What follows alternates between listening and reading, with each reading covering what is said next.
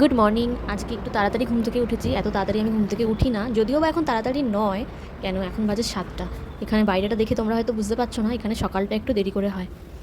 দেখো, ঘরটা পুরো অন্ধকার, কিচ্ছু দেখা যাচ্ছে না। এই দেখো, এখন 7টা বাজে সবে। জানো তো, আজকে আমার মেয়ের স্কুলে পিকনিক আছে, 9টার মধ্যেই স্কুলে ওকে পৌঁছাতে হবে। তো তাই জন্য তাড়াতাড়ি করে উঠে ওর জন্য একটু ভাত আর আলু ভাজা করে নিলাম। স্কুলে গিয়ে যে ও কিচ্ছু খাবে না সেটা আমি খুব ভালো করেই জানি। তাই একটু ভাত খাইয়ে পাঠালাম, আবার বাড়িতে আসলে ভাত খাইয়ে দেবো। রান্নাঘরে কাজ করতে করতে ভুলেই গেছি যে দুধটা বাইরে পড়ে রয়েছে। আমি দুধটা সকালে মিল্ক বাস্কেট থেকে নিই। এরা সমস্ত রকম ফুড আইটেম ডেলিভারি করে। একদিকে সকালবেলা ডেলিভারি করে দেয় বলে খুব সুবিধা রান্নাবান্নার জন্য। আমার মেয়েরও সকালবেলা ওঠা অভ্যাস নেই, ওর তো বেলায় স্কুল, তাই ও একটু দেরি করেই ঘুম থেকে ওঠে। যেহেতু আজকে সকালে তাড়াতাড়ি উঠতে হবে, কী জানি কী করবে। ঘুমটা কমপ্লিট না হলে এত কান্নাকাটি করে যে কিছু বলার নয়। যাই হোক, পিকনিকে যখন যেতে হবে ঘুম থেকে তো উঠতেই হবে। এদিকে আমি ভাতও বসিয়ে দিয়েছি, আর একদিকে আমার আলু ভাজাও হয়ে গেছে। যাই এবার ওকে গিয়ে তুলি।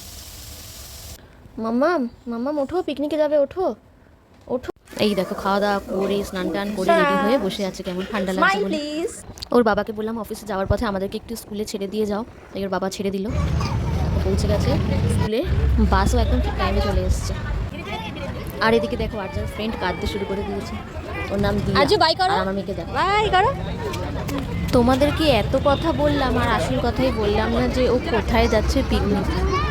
ওদেরকে স্কুল থেকে পিকনিকে নিয়ে যাচ্ছে সুন্দরবন নামে একটা পার্ক। বাসের দরজাটা যেই বন্ধ করে দিল না, আমার যে এত কষ্ট হচ্ছিল কি বলবো। কোনোদিনও তো একা ছাড়িনি কোথাও, এই ফার্স্ট টাইম ছাড়লাম। ভালোভাবে যাক আর ভালোভাবে ফিরে আসুক।